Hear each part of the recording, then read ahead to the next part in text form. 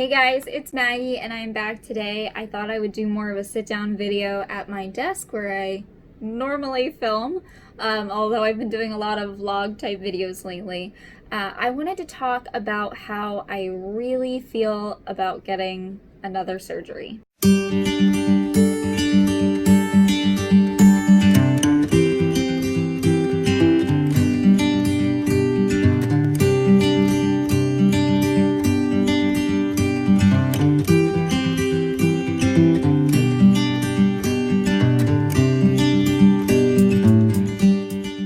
If you weren't aware, I am facing another surgery, but let's go back even further. I give the rundown because I get a lot of questions if I don't. So I have something called Crohn's disease. It's an autoimmune disease where my body attacks my intestines. This has required me to get lots of intestine taken out, my colon, my rectum, and I had my anus shut in December. Pretty crazy. I know if you're not familiar with these surgeries, you might think that I'm lying that they exist, but they actually do. People survive this way. And so I have an ostomy bag on my right side, and that is how I go to the bathroom.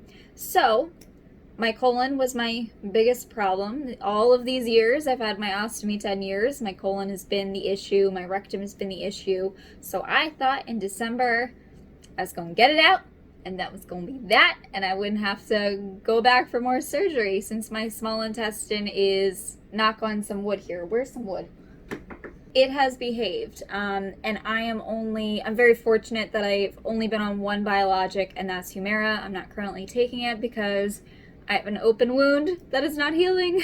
Plus, I am getting another surgery, so they wouldn't put me on it anyway. So all of this time I'm thinking GI is my problem. I've got GI issues and that's that.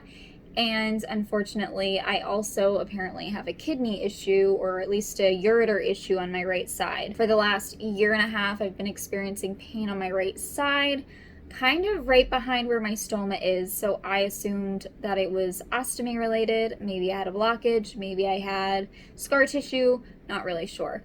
Turns out, after going septic from a kidney infection, since my kidney was not able to drain properly, turns out that I have a UPJ obstruction. So basically where the ureter goes into the kidney, it's very narrow. And now I have to get surgery, and that is actually happening a week from today. I'm getting it next Wednesday, and today is Wednesday. So yeah, I'm glad that I have this online forum to share this information and share my thoughts about it. And I've been doing so for over 10 years now, which, by the way, really quick, thank you so much for the people who endorsed me for the We Go Health Awards. They came in like crazy. I got nominated for 2 other categories, so thank you so much.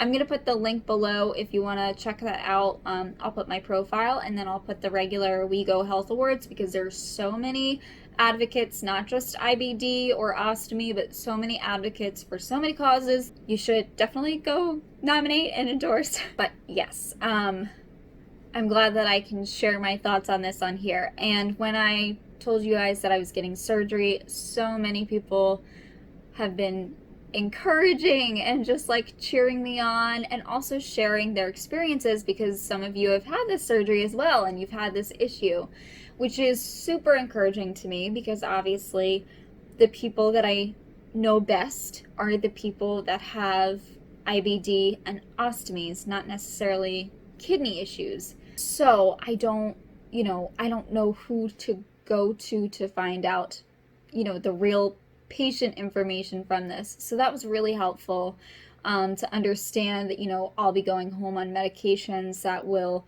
kind of help with the bladder spasms and the kidney spasms, and that the stent is uncomfortable. I wouldn't have known that if I didn't know patients that had stents. So I am preparing myself to be uncomfortable for the next month. I'm nervous, but I'm prepared for that. So that is a good thing.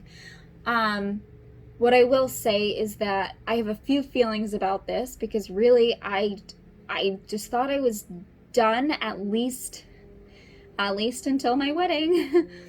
I thought I was okay and not gonna have more, not open surgery because of their laparoscopic, but I didn't know that I was gonna have to get cut into, is what I'm getting at. Like, I had my laparoscopic incisions. I got 5 of them from my last surgery, and I thought that was kind of like more than I expected, but it was fine.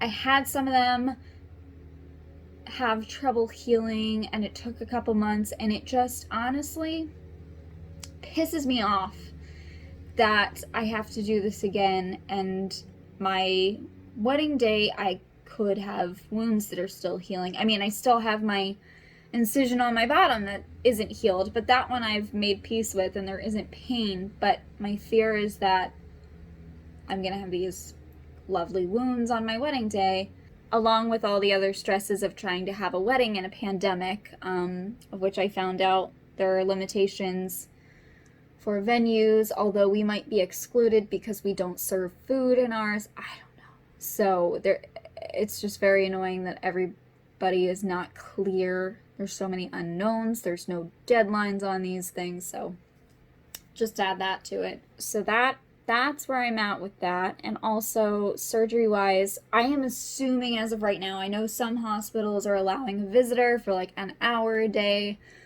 I'm assuming right now that Zach cannot even come in with me. And that terrifies me. Not just because he's always been there for this stuff, or my dad has been there for this stuff, but also the fact that this is not at my hospital that I am used to going to. I'm actually going to a hospital kind of across town. I don't know Philadelphia well enough, but where I used to work, essentially, right across the street from where I used to work. Right across the street or right next to. I'm going to that hospital instead of the one that I'm used to that's a little bit smaller, a little bit quieter. I have a lot of, I guess I have social anxiety. I don't know. People see me on here and they're like, oh, and then they meet me in person and I'm super quiet. I really am. I don't like to be the focus of attention at all. And I have to like navigate this big hospital because it's a lot bigger by myself as I'm heading into surgery. I don't know. There's a lot of feelings to feel.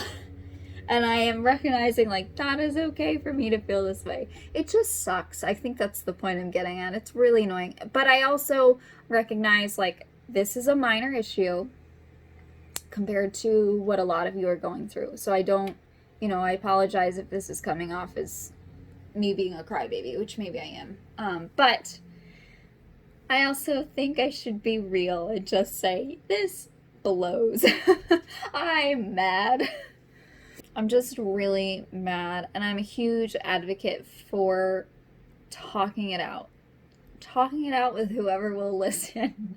So, obviously Zach has been getting the blunt of it, of my concerns, and even just like my new laparoscopic incisions, like my belly's going to be sore. Am I going to be able to turn to dress my butt incision that's still open? I don't think so. And that means that Zach is going to have to like really pack. Ugh, this isn't, I don't know. Like he'll do it, but it's just hard because I'm independent with it and I'm going to lose that potentially. So as I was saying, Zach is getting the blunt of me complaining, I guess, is really what it is. And my dad and friends, I think it's great to talk it out. That's like, it helps you kind of get a different perspective on the situation, and that, your fears are legitimate, but maybe they aren't as, not serious, what's the word I'm looking for? That maybe the things that you're scared of are so unlikely to happen that, you don't have to have that fear. I don't know. Just having that outside perspective. And that's one of the things that I wanted to mention. I'm still a partner with BetterHelp. So if you're somebody who doesn't have somebody to talk to about this kind of stuff, I found them really great, even with my very particular case. with facing surgery, having IBD, and then having PMDD thrown on top of there like a cherry on top of the cake. They were really helpful. So I'm going to put my link for BetterHelp below. But yeah,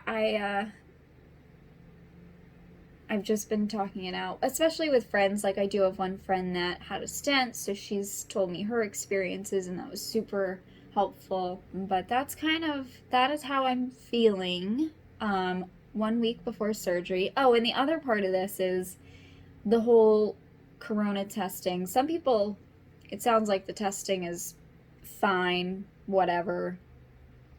For others, it's not so fine. And like, I've done these type of tests that go really far back. I've done them on little children, and obviously they are scared of anything that goes into their body, and but still, like, I know how far back I went, and well, I guess I'll think of it as like a feeding tube that doesn't have to stay in, right?